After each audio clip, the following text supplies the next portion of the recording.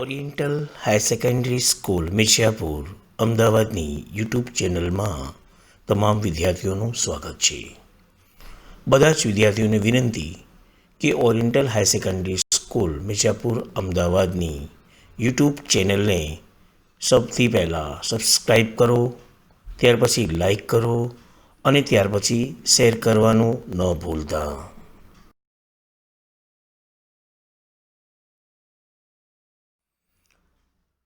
આ પાવરપોઈન્ટ પ્રેઝન્ટેશનના પ્રસ્તુતકર્તા છે કુરેશી ગુલામ દસ્તગીર આઈ.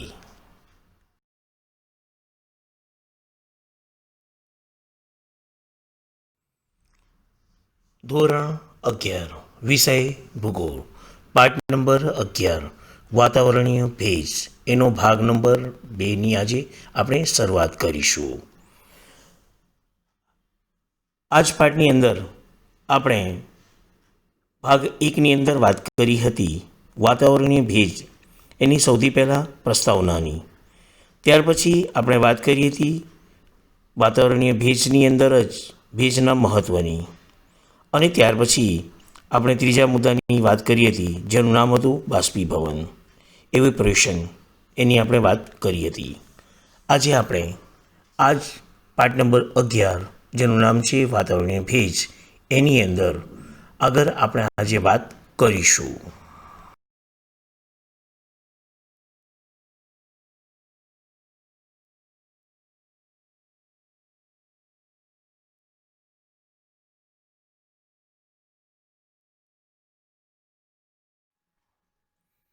ચાલો ત્યારે હવે આપણે કરીશું શરૂઆત. ધોરણ 11 વિષય ભૂગોળ, પાઠ નંબર 11 જેનું નામ છે વાતાવરણીય ભેજ, ભાગ નંબર 2. ભાગ નંબર 2ની અંદર આપણે વાત કરીશું આજે ઘનીભવન અને તેના સ્વરૂપોની. તો ચાલો ત્યારે શરૂઆત કરી છે સૌથી પહેલાં ઘનીભવન. અંગ્રેજીમાં એને કોન્ડેન્સેશન તરીકે ઓળખવામાં આવે છે. સૌથી પહેલાં આપણે એ વાત કરીશું કે ઘનીભવન એટલે શું. હવાનું તાપમાન ઝાકળ બિંદુ એટલે કે ડ્યુ પોઈન્ટથી નીચું જાય છે ત્યારે હવામાં રહેલો વધારાનો ભેજ ઠરે છે અને તે પાણીના ટીપાં કે બરફની પટ્ટીઓમાં ફેરવાય છે. આ પ્રમાણે હવામાં રહેલો ભેજ એના વાયુ સ્વરૂપમાંથી પ્રવાહી કે ઘન સ્વરૂપમાં ફેરવાય છે ત્યારે એ ભેજ ઠરવાની ક્રિયાને ઘનીભવન કહે છે. જ્યારે હવા બરાબર ઠંડી થાય છે અને તેનું તાપમાન ઝાકળ બિંદુથી નીચું જાય છે ત્યારે જ ઘનીભવનની ક્રિયા થાય છે. એટલે કે જ્યારે હવાની અંદર જે તાપમાન હોય છે એ તાપમાન ઝાકળ બિંદુ એટલે કે થાર બિંદુ જે કહેવાય, ડ્યુ પોઈન્ટ અંગ્રેજીમાં, એ નીચું જાય ત્યારે હવામાં જે રહેલો ભેજ હોય છે એ ભેજ ઠરી જાય છે અને તે પાણીના ટીપાં કે બરફની પટ્ટીઓમાં ફેરવાઈ જતા હોય છે. તો આ રીતે હવામાં રહેલો ભેજ, આપણે વાત કરી ચૂક્યા કે ભેજ જે છે એને 3 સ્વરૂપમાં આપણને જોવા મળે છે: વાયુ સ્વરૂપમાં, પ્રવાહી અને ઘન સ્વરૂપની અંદર. તો આ જે સ્વરૂપો છે, વાયુ સ્વરૂપ, પ્રવાહી સ્વરૂપ કે ઘન સ્વરૂપ જે છે, એની અંદર આ ભેજ જે છે ફેરવાઈ જાય છે. ત્યારે આ જે ભેજ ઠરવાની જે ક્રિયા છે એ ક્રિયાને આપણે ઘનીભવન તરીકે ઓળખીશું. જ્યારે હવા બરાબર બિલકુલ ઠંડી થઈ જાય ત્યારે તાપમાન શું થઈ જાય છે? ઝાકળ બિંદુથી નીચું જાય છે. અત્યારે તમે જોતા હશો, સાંભળતા હશો કે રાજસ્થાનની અંદર આવેલું માઉન્ટ આબુ જે છે એની અંદર થાર બિંદુ કરતાં તાપમાન જે છે નીચું જે ગયું છે. તો આ જે છે થાર બિંદુ એટલે 0, બરાબર? એટલે એ ખાસ યાદ રાખજો. જ્યારે તાપમાન ઝાકળ બિંદુથી નીચું જાય છે, થાર બિંદુ કરતાં નીચું જાય છે માઇનસમાં, ત્યારે જ આ ઘનીભવનની ક્રિયા થતી હોય છે.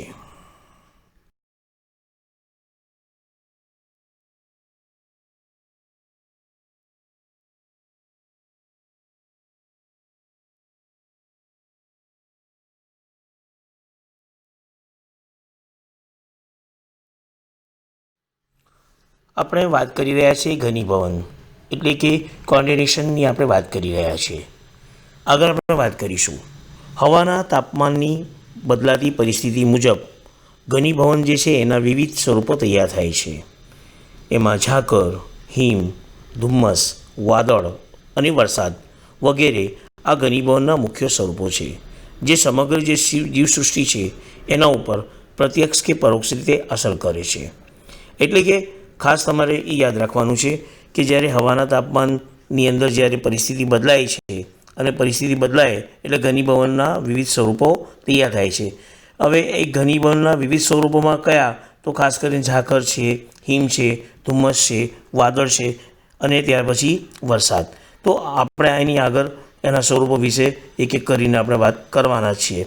તો આ જે ઘનીભવનના મુખ્ય સ્વરૂપો છે, આ ઘનીભવનના જે મુખ્ય સ્વરૂપો જે છે એ આખી જે પૃથ્વી ઉપર સમગ્ર જે જીવસૃષ્ટિ છે એની અંદર એક નાનામાં નાનો જીવથી માંડીને માનવી કે વિશાળકાય જે પ્રાણીઓ જે છે એના ઉપર પ્રત્યક્ષ કે પરોક્ષ રીતે એ અસર કરતા હોય છે.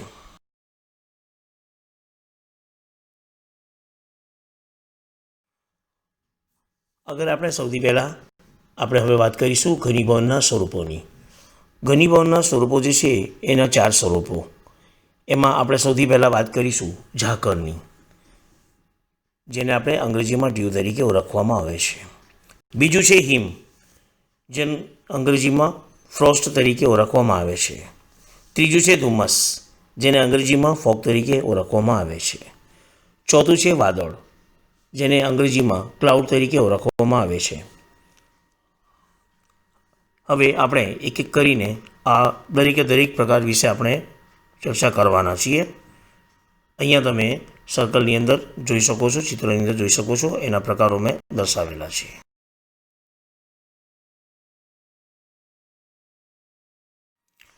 મેં તમને વાત કરી ઘનીભવનના સ્વરૂપોની, તો એના મેં 4 સ્વરૂપો વિશે વાત કરી. એમાં સૌથી પહેલું હતું ઝાકર, જેને અંગ્રેજીમાં ડ્યુ તરીકે ઓળખવામાં આવે. બીજું છે હિમ, ફ્રોસ્ટ તરીકે ઓળખાય. ત્રીજું છે ધુમ્મસ, એને ફોગ તરીકે આપણે ઓળખીશું. ચોથું છે વાદળ, જેને આપણે ક્લાઉડ તરીકે ઓળખીશું. હવે આ જે વાદળ છે એ વાદળના પણ 4 પ્રકાર છે. એમાં આપણે ભાગ નંબર 3ની અંદર એ વાદળના પ્રકાર વિશે વાત કરવાના છીએ. એમાં સૌથી પહેલું જે છે તંતુ વાદળ, જેને અંગ્રેજીની અંદર સરસ ક્લાઉડ તરીકે ઓળખવામાં આવે છે. બીજું છે પર્લ વાદળ, જેને સ્ટ્રાટસ ક્લાઉડ તરીકે ઓળખવામાં આવે છે. ત્રીજું છે ધગ વાદળ, જેને કોમ્યુલસ ક્લાઉડ તરીકે ઓળખવામાં આવે છે. અને ચોથું છે વર્ષા વાદળ, જેને નિમ્બસ ક્લાઉડ તરીકે ઓળખવામાં આવે છે.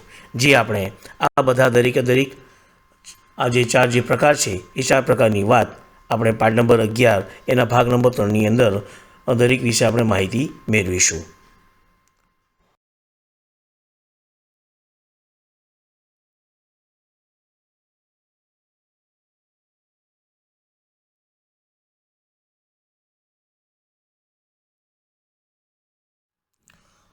આપણે વાત કરી રહ્યા છીએ ઘનીભવનના સ્વરૂપોની, એટલે કે કોન્ડિશન, એના સ્વરૂપોની આપણે વાત કરી રહ્યા છીએ. એમાં સૌથી પહેલાં આપણે વાત કરીશું ઝાકર, ડ્યુ.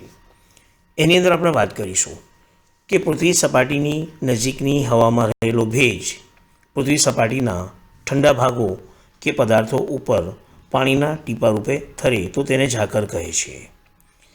એટલે પૃથ્વી જે સપાટી હોય એની નજીક જે હવામાં રહેલો જે ભેજ જે છે એ પૃથ્વી સપાટીના ઠંડા ભાગો હોય અથવા પદાર્થો હોય એના ઉપર શું થાય, પાણીના ટીપા રૂપે ઠરે છે. એને આપણે ઝાકર તરીકે ઓળખીએ છીએ. જમીન વિસ્તારો રાત્રે ઝડપથી ઠંડા પડે છે, ત્યારે તેના સંપર્કમાં રહેલી હવા પણ ઠંડી થાય છે. એટલે આપણે અગાઉ વાત કરી ચૂક્યા છીએ કે ભાઈ જમીન વિસ્તારો જે છે એ ઝડપથી ગરમ પણ થાય છે અને ઝડપથી ઠંડા થાય છે. તો જમીન વિસ્તારો રાત્રે શું થાય છે કે ઝડપથી ઠંડા થઈ જાય છે, ત્યારે એના સંપર્કમાં રહેલી જે હવા છે એ હવા પણ શું થાય છે, જમીન ઠંડી હોવાને કારણે, ઠંડી થવાને કારણે હવા પણ ઠંડી થાય છે. તો આમ ઠંડી પડેલી હવાનું તાપમાન જે છે એ ઝાકર બિંદુથી પણ નીચું જાય તો તે હવામાં રહેલો વધારાનો ભેજ પૃથ્વી સપાટીના ઘન પદાર્થ ઉપર પાણીના ટીપા કે ઝાકર સ્વરૂપે થતું હોય છે. એનો અનુભવ તમે હું માનું છું ત્યાં સુધી અત્યારે સવારની અંદર કરતા હશો કે તમે કોઈ ઘરની અંદર બારીના જે ગ્લાસ હોય કે સીટો હોય, ગાડીની જે સીટ હોય એના ઉપર તમે હાથ ફેરવો તો ભીનું ભીનું લાગતું હશે, એ ઝાકર છે. એ પાણીના ટીપા હોય છે કે ઝાકર સ્વરૂપે એ થયેલા આપણને જોવા મળે છે. અત્યારે તમે શિયાળાની અંદર એ જોતા હશો. તેમ છતાં અહીંયા જે મેં સ્લાઇડ જે છે એની અંદર 5 જે ચિત્રો બતાવેલા છે એ 5 ચિત્રોની અંદર અલગ અલગ જે ચિત્રો છે એની અંદર મેં અલગ અલગ જે છે ઝાકરનું સ્વરૂપ જે છે એ બતાવવાનો પ્રયત્ન કરેલો છે, જે તમે સ્પષ્ટ રીતે જોઈ શકો છો.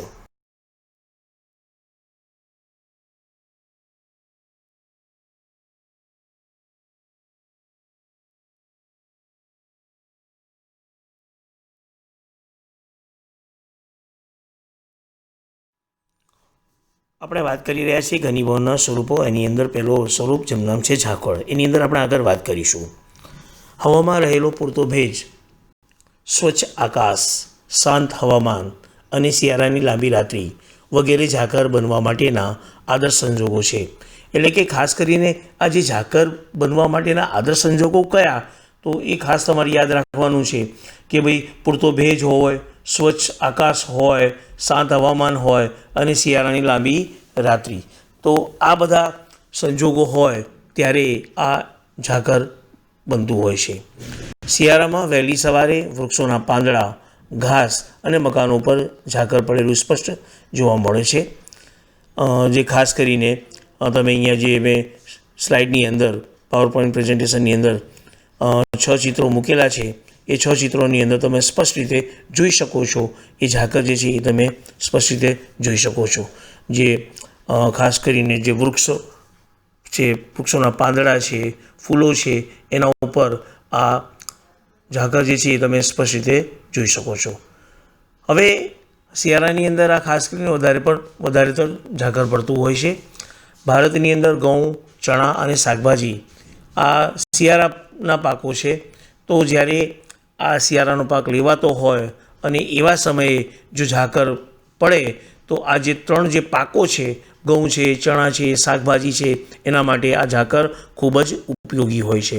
એટલે ઝાકર પડવું એ ખૂબ જ સારી વસ્તુ કહેવાય આ 3 પાકો માટે.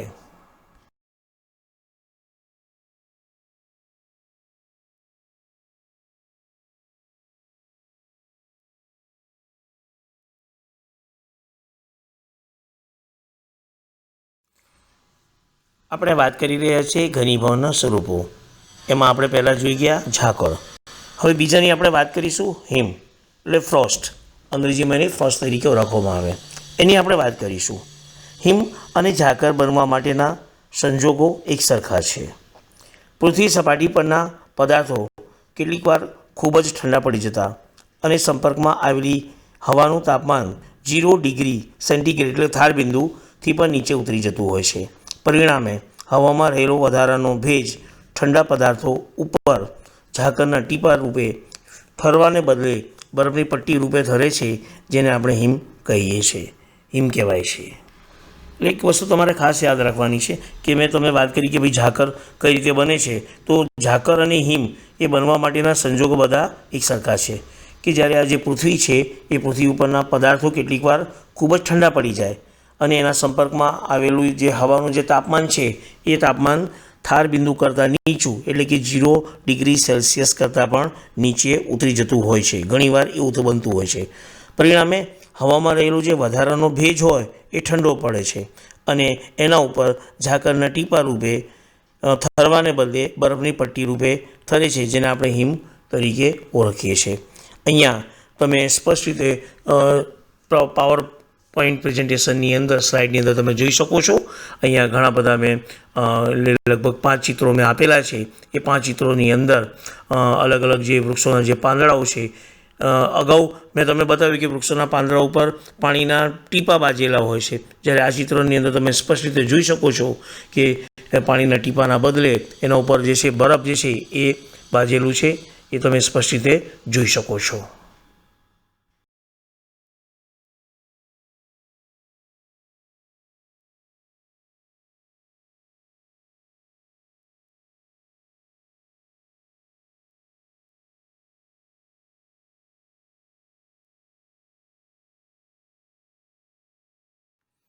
આપણે વાત કરી રહ્યા છીએ ઘનીભવનના સ્વરૂપોની. એમાં બીજા સ્વરૂપની આપણે વાત કરી છે જેનું નામ છે હિમ, જેને અંગ્રેજીમાં ફ્રોસ્ટ તરીકે ઓળખીએ છીએ. એની અંદર આપણે આગળ વાત કરીશું. ભારત જેવા મોસમી આબોહવા ધરાવતા દેશોમાં શિયાળામાં હિમ પડે છે. એટલે ઘણીવાર એવું થાય છે કે આપણો જે ભારત દેશ જે છે એ મોસમી આબોહવા ધરાવતો દેશ છે. એટલે ઘણીવાર આપણા ભારતની અંદર શિયાળાની અંદર હિમ પડતું હોય છે. આ જ્યારે શિયાળામાં હિમ પડે ત્યારે જીરું એટલે કે અંગ્રેજીમાં એને ક્યુમિન તરીકે ઓળખવામાં આવે છે. ત્યાર પછી ઈસબગુલ, ત્યાર પછી વરિયાળી જેને અંગ્રેજીમાં એનિસીડ તરીકે ઓળખવામાં આવે છે. તમાકુ જેને અંગ્રેજીમાં તંબાકુ તરીકે ઓળખવામાં આવે છે. કપાસ જેને અંગ્રેજીમાં કોટન તરીકે ઓળખવામાં આવે છે. તો આ જીરું છે, ઈસબગુલ છે, વરિયાળી છે, તમાકુ છે, કપાસ, તો આ બધા જે પાકોને નુકસાન થતું હોય છે. આપણે અગાઉ વાત કરી હતી કે ભાઈ જ્યારે ઝાકર પડે તો ઝાકર એ ખાસ કરીને ઘઉં, ચણા, શાકભાજી એ બધા શિયાળાના પાકો છે. તો શિયાળાના પાકો માટે ઝાકર ખૂબ ઉપયોગી. પરંતુ જ્યારે આ જીરું છે, ઈસબગુલ છે, વરિયાળી, તમાકુ, કપાસ, આ બધા જે પાકો છે તો એ પાકોને જ્યારે હિમ પડે ત્યારે એ નુકસાન કરતું હોય છે. એટલે ઘણીવાર એવું બનતું હોય છે કે ભારતની અંદર આ બધા પાકો થતા હોય ને એ વખતે હિમ પડે ત્યારે એનું નુકસાન થતું હોય છે.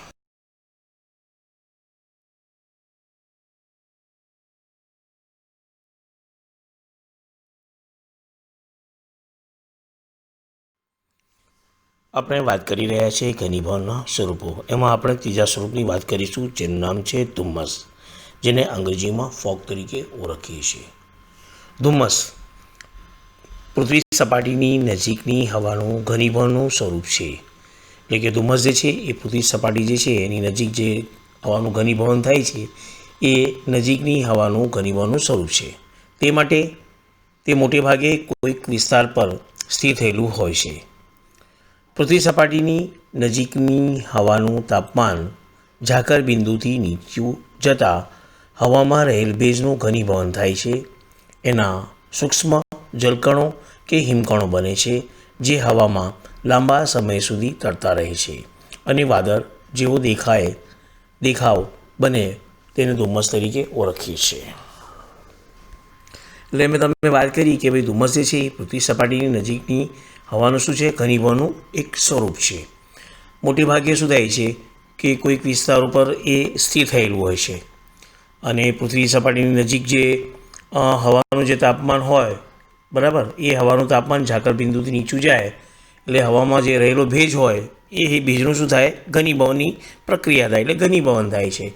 એની અંદર જે સૂક્ષ્મ એટલે નાના જે જલકણો એટલે પાણીના કણો હોય કે બરફના જે કણો હોય, એટલે એ શું છે કે ભેજના કારણે પાણીના કણો અને બરફના કણો બનતા હોય છે અને એ હવામાં એક લાંબા સમય સુધી શું થાય છે, એ કણો જે છે એ તરતા હોય છે. જે વાદળ જેવા દેખાવ બનાવે છે એને આપણે ધુમ્મસ તરીકે ઓળખીએ છીએ.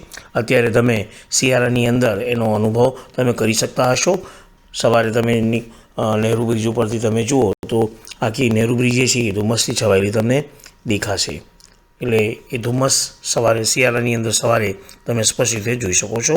અહીંયા ચિત્રોની અંદર પણ મેં ધુમ્મસના ચિત્રો દેખાવ્યા છે, એ તમે સ્પષ્ટ રીતે જોઈ શકો છો.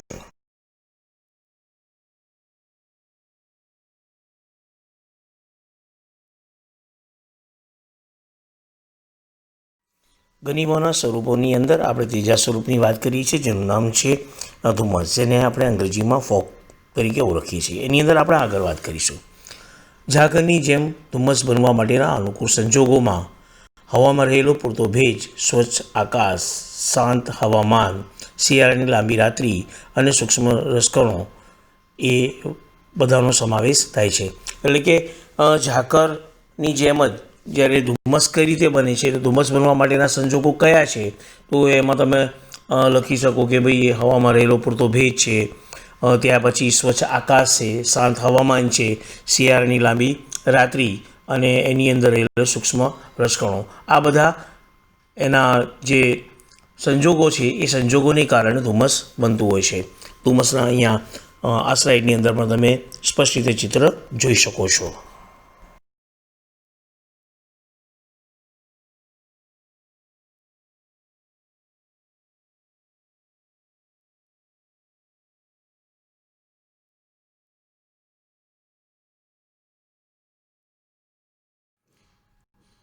આપણે વાત કરી રહ્યા છીએ ઘનીભવનના પ્રકારો. એમાં ત્રીજા પ્રકારની વાત કરીએ છીએ ધુમ્મસ, જેને અંગ્રેજીમાં ફોગ તરીકે ઓળખીએ છીએ.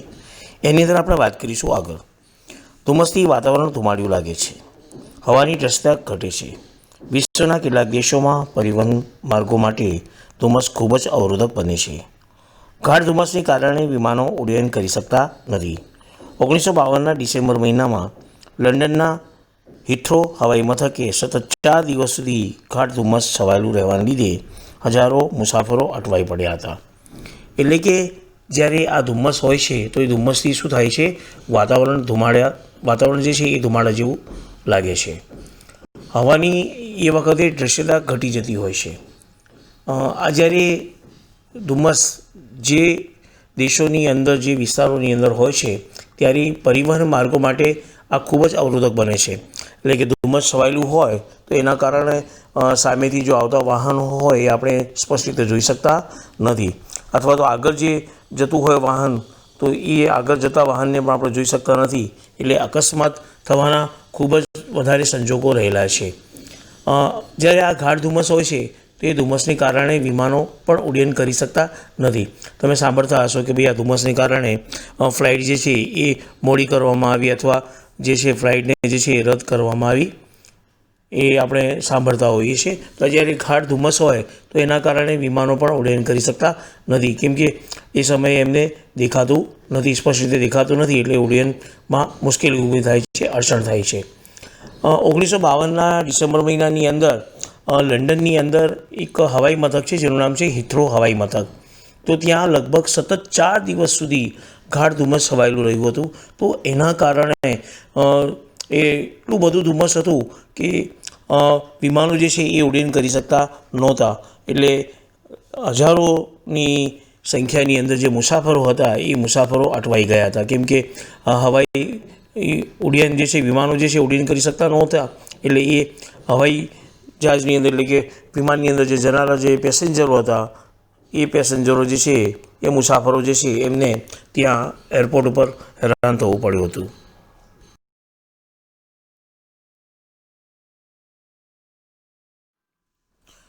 આપણે વાત કરી રહ્યા છીએ ઘનીભવન, એના સ્વરૂપોની. એમાં આપણે ચોથા સ્વરૂપની વાત કરીશું જેનું નામ છે વાદળ, જેને અંગ્રેજીમાં ક્લાઉડ્સ તરીકે ઓળખીએ છીએ. એની અંદર આપણે વાત કરીશું પૃથ્વી સપાટીથી ઊંચેની હવામાં રહેલું ધુમ્મસ વાદળ તરીકે ઓળખાય છે. એ પૃથ્વીની જે સપાટી છે એની ઊંચે હવાની અંદર જે રહેલું ધુમ્મસ છે એ ધુમ્મસ વાદળ તરીકે ઓળખાતું હોય છે.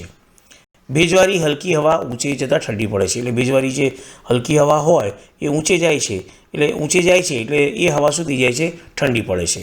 અને એની અંદર જે રહેલો ભેજ જે છે એ ઠરી જતો હોય છે. ઊંચે ચડતી હવાનું તાપમાન ઝાકળ બિંદુથી નીચું જતાં વધારાના ભેજનું ઘનીભવન થાય છે. એટલે કે જે હવા જે ઊંચે ચડે છે એ ઊંચે ચડતી હવા જે છે એનું તાપમાન ઝાકળ બિંદુ, એટલે કે 0 ડિગ્રી સેલ્સિયસ કરતાં નીચું જાય તો વધારાનું ભેજનું શું થાય છે, ઘનીભવન. અને હવામાં આવેલ ભેજગ્રાહી જે રસકણો છે, એટલે હવાની અંદર જે ભેજગ્રાહી જે રસકણો છે એની અંદર પાણીના અસંખ્ય જલબુંદો બંધાઈ જાય છે. હવે હવાનું તાપમાન 0 ડિગ્રી સેલ્સિયસથી પણ નીચું જાય તો તે રસકણો ઉપર શું થઈ જાય છે કે જલબુંદોને બદલે સૂક્ષ્મ અને હિમપટ્ટીઓ બંધાતી હોય છે. એટલે કે નાની જે છે પાણીની બૂંદો, અથવા તો નાની જે છે એ બરફની પટ્ટીઓ જે છે બંધાતી હોય છે. આ જલબુંદો કે હિમપટ્ટીઓ વજનમાં કેવી હોય છે, બિલકુલ હલકી હોય છે. તો એના કારણે એ ખાસ કરીને જલબુંદો કે હિમપટ્ટીઓ વજનમાં હલકી હોવાને કારણે એ હવાની અંદર તરતી હોય છે. જે અહીંયા તમે સ્પષ્ટ રીતે જોઈ શકો છો. વાદળ મેં દર્શાવેલું છે, એ વાદળ તમે સ્પષ્ટ રીતે જોઈ શકો છો.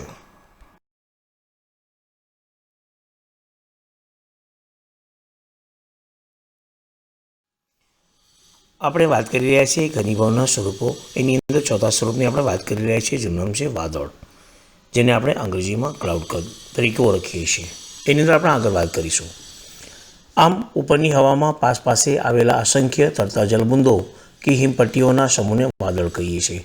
એટલે કે હવામાં પાસે આવેલા જે અસંખ્ય જે તરતા જલબુંદો હોય કે હિમની પટ્ટી હોય, એનું આખું જે સમૂહ હોય, એટલે એ કરતાં વધારે આ જે હોય જલબુંદો કે હિમપટ્ટીઓ, એને આપણે વાદળ તરીકે ઓળખીએ છીએ. વાદળોની ઊંચાઈ અને સ્વરૂપ રચનાને આધારે તેના મુખ્ય 4 પ્રકાર પડે છે. એમાં પહેલું પ્રકાર છે તંતુ વાદળ, બીજું પ્રકાર છે જેનું નામ છે પદ વાદળ, ત્રીજું છે ધગ વાદળ અને ચોથું છે વર્ષા વાદળ. જે અહીંયા તમે આ 4 પ્રકાર જે છે એ તમે અહીંયા આકૃતિની અંદર સ્પષ્ટ રીતે તમે જોઈ શકો છો. કયા વાદળ ક્યાં આવેલા છે, કયા વાદળને કયા નામથી ઓળખવામાં આવે છે, એ બધું મેં એરો દ્વારા જે છે એ સમજૂતી દર્શાવેલી છે. તમે એ ચિત્રની અંદર સ્પષ્ટ રીતે આ જોઈ શકો છો. તેમ છતાં આપણે આ જે વાદળના જે પ્રકાર છે, તંતુ વાદળ છે, પદ વાદળ છે, ધગ વાદળ છે, વર્ષા વાદળ છે, એની આપણે હજુ ભાગ નંબર 3ની અંદર વધારે માહિતી એના વિશે વધારે માહિતી મેળવીશું.